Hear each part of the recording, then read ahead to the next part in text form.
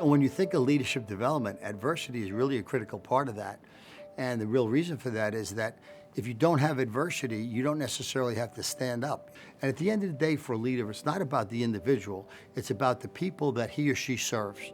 A real leader is somebody that stands on their own 2 feet, totally takes responsibility for themselves. There are no excuses, there are no games, has the courage and guts to do what they believe is right, and recognize that their role is to take care of their people. It's not about them. They always treat people with dignity and respect, and at the end of the day, they recognize they're going to live with the consequences of their actions. And at the end of the day, this concept of taking responsibility for yourself, treating others with dignity and respect, living with the consequence of your actions, that's real leadership qualities. And it doesn't matter if you're in education, it doesn't matter if you're in athletics, it doesn't matter in the business world, it doesn't matter in the military. Those are the leadership skills that hold up.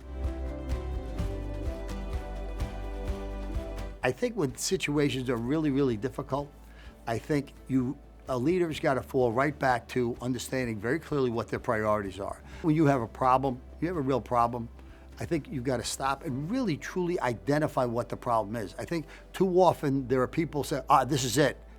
But that's not the problem. You got to spend time really understanding what the problem is and why it exists.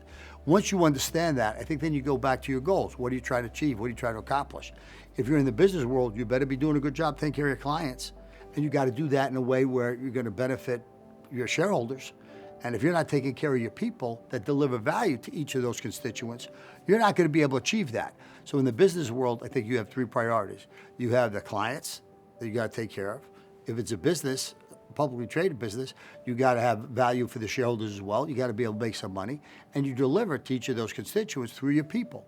So number one, you got to make sure your priorities are set.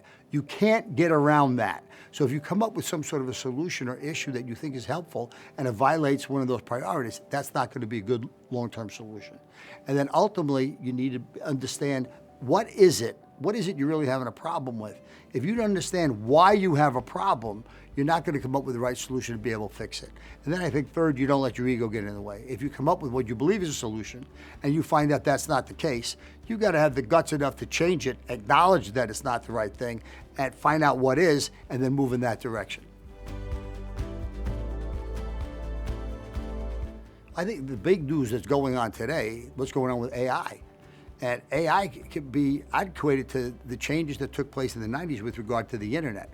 A lot of people said then, oh my God, people are going to lose jobs. But at the end of the day, the internet had much more positive benefits than not.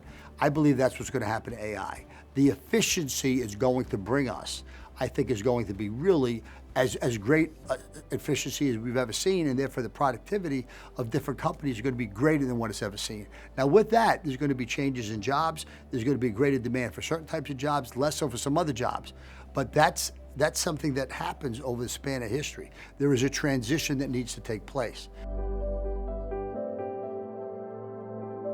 I think Declan Kelly and his management team have really done a great job of laying a foundation upon which Consello can be built with regard to guidance that it provides Fortune 500 CEOs. I think Consello brings an expertise and a knowledge and experience base to the table that many, many, many organizations just don't do.